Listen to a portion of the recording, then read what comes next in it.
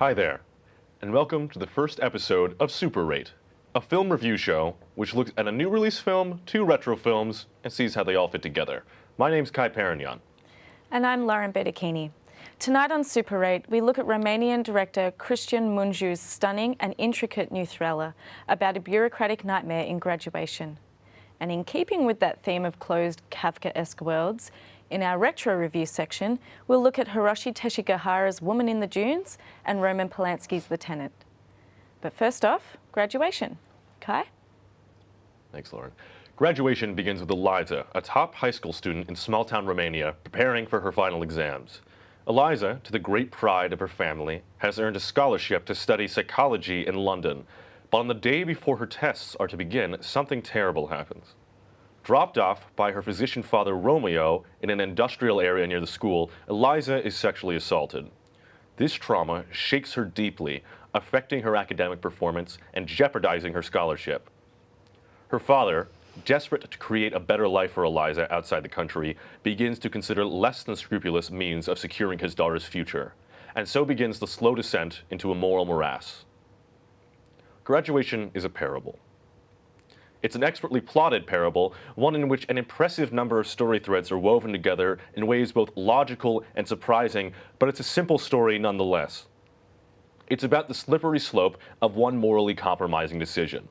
Director Cristian Mungiu piles logical complexities onto his lesson, and he has a skill not unlike Asghar Farhadi for injecting all of his characters with an unmistakable empathy, but he lacks the Iranian director's mastery for deeply felt pathos. Because of all of Mungiu's machinations are in the service of a didactic lesson, his film ultimately feels rather clinical in ways that I found quite distancing. Lauren, what did you think? Well, for me, this is a film about deep contradictions, centered on our main character, Romeo. Throughout the film, he makes choices that force him to sacrifice his self-righteous brio, and this plays out in both intensely repulsive and intensely pragmatic ways. The film is almost a closed narrative, with sound design and camera work which left me feeling trapped in a banal and mundane world. And this was probably my favourite part of this film, and the elements that connected with me the most. It is a man's futile, almost comical struggle against the systems of his world. So what did you think? I loved the sound. Yeah, I also love the sound. Yeah, I guess my main problem with it, I really did like it, but my main problem with it comes down to something that I also have a problem with Hitchcock, which is that I felt like there wasn't really, Mungiu didn't really care about the characters. He just put them in place like kind of chess pieces and just wanted to see them collide in ways that I found very, very, from his point, removed. Right. Yeah. I think that was kind of the point, though. I felt like everything was quite removed, and we, as the audience, were being forced to be quite removed, because the problem that Romeo was having is that the corruption that he was fighting against was such a mundane and common element of the world that he lived in that he wanted to get away from. But by making us removed, it sort of draws the passion and anger and conflict out of it. Does that make sense? Yeah, I get that. I understand that, but I think no matter what, it creates this point where no matter what happens, there's only an intellectual catharsis available. Definitely. And I feel like at the end, when it's supposed to be, it's almost a so bitterly ironic ending. Without going into spoilers, I felt nothing but just kind of coldness to it. And I thought that the director seemingly at least wants to feel some amount of emotion for these people. I definitely had a bit more enjoyment thinking about this film than I did watching it. Absolutely. But I've watched it a few times, so each time I did, that opening sequence is just the changes in the sound when we're put into the point of view of Romeo. When we first meet him and essentially told that we're going to be following him, I found that so quite overwhelming. I get that. I think the first like half an hour before the actual plot sits in, the best part of it, as we're just sunk into his world, and there's essentially no exposition. We just follow Romeo around and slowly get pieces and pieces, which essentially every single piece of that puzzle gets paid off later, which I really liked. I kind of wanted more to be done as well with the sweet little bizarre elements of the film. Like the rock coming through the window, the repeated stray dogs that Or like I really, his lover's like little kid showing in the mask. I thought was yeah, really I good liked moment. Yeah. that. But I liked that. I wanted a little bit more of that. I think that would have given me a bit more. Absolutely. I can see that. Yeah. Yeah. I think it all comes. I think it does just come down to the fact that it is an absolutely calculated movie. He didn't. There's no room for extraneous pieces that might add character to it. Really, I think. Yeah.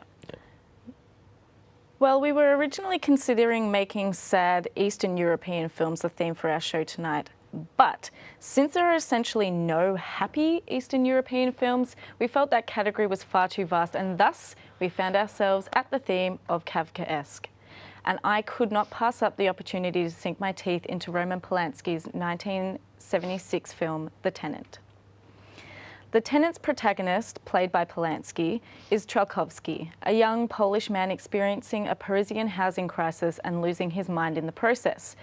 Pretty prescient stuff for many Melburnians. He spends the first half of the film trying to adhere to the strange rules and requests of a world within which he feels awkward and oppressed. And Polanski makes the audience squirm right alongside him. Finally, these strictures become all too much, and Trelkowski becomes consumed by either his own paranoia or inability to accept himself.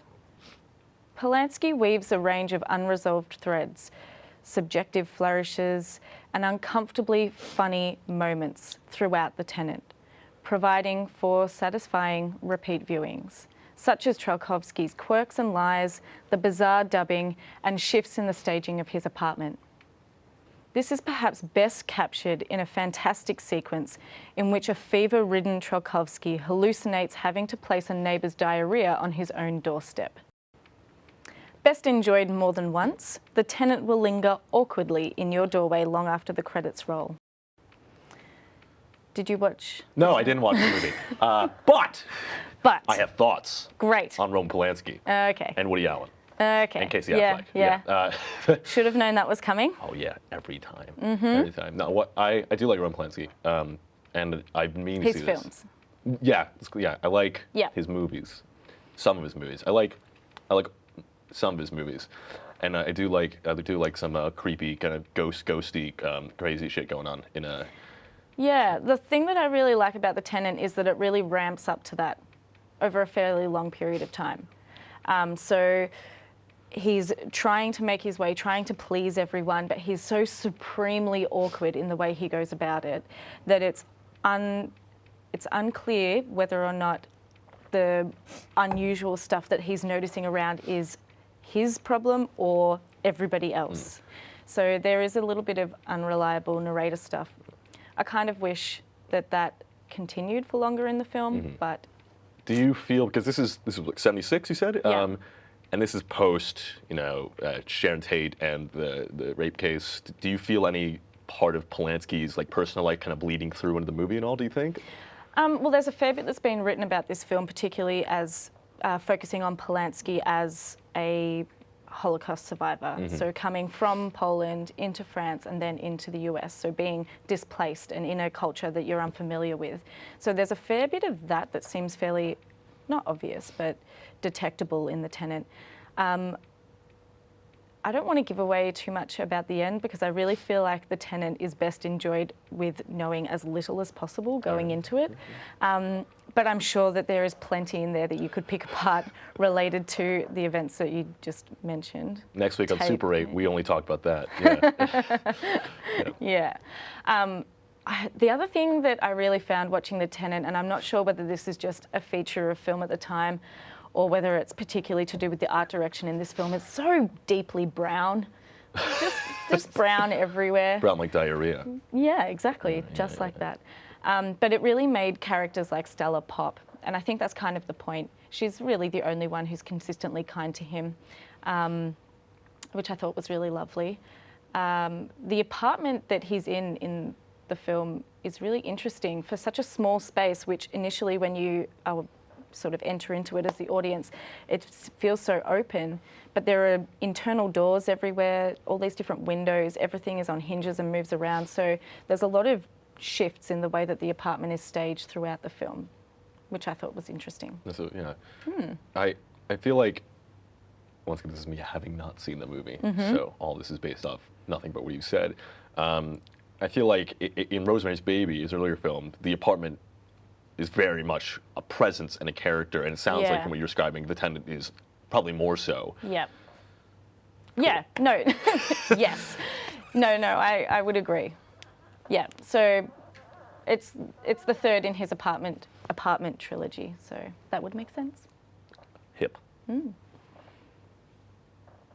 My retro review choice this week is the 1964 Japanese new wave film Woman in the Dunes, the second collaboration between novelist/screenwriter Kobo Abe and director Hiroshi Teshigahara. Woman in the Dunes tells a story that is as deceptively simple as Graduations is complex. We begin with an entomologist collecting sand insects in a poor seaside town. He misses the last bus, and the locals suggest that he stay in town with a widow whose home is located at the bottom of a sand pit. When our hero awakens, however, he finds that he cannot escape the pit and that the villagers expect him to shovel sand with the widow, both to help the local economy and to stop the widow's house from collapsing. Despite the surreal hell of the situation, our hero soon finds himself not only drawn into an erotic relationship, but also a strange level of contentment. Within this simple setup, man trapped in a hole with an unknown woman, basically is all it is, Teshigahara builds a multifaceted metaphor for life itself, presenting reality as a series of miseries that build up a sort of existential Stockholm syndrome. That central idea is enhanced by some of the most beautiful black and white cinematography you will ever see, which makes these claustrophobic dunes and sand-covered bodies seem like the most sensual, inviting objects in the entire world. Woman in the Dunes is an incredible film, and it's a perfect gateway into the Japanese New Wave. So, Lauren, have you seen my movie this week? I haven't. Well, I mean, I tried. I watched the first part at work. While you were doing other things. Yeah. So I tried to, but I couldn't agree more with the small bit that I saw. I just thought it looked gorgeous, and I was really excited to watch more of it. It's really cool. Also, I'm just fascinated by the idea of working with so much sand. Oh, there's a scene. Please tell me there have to be stories from the set about working with that much sand. Listen here.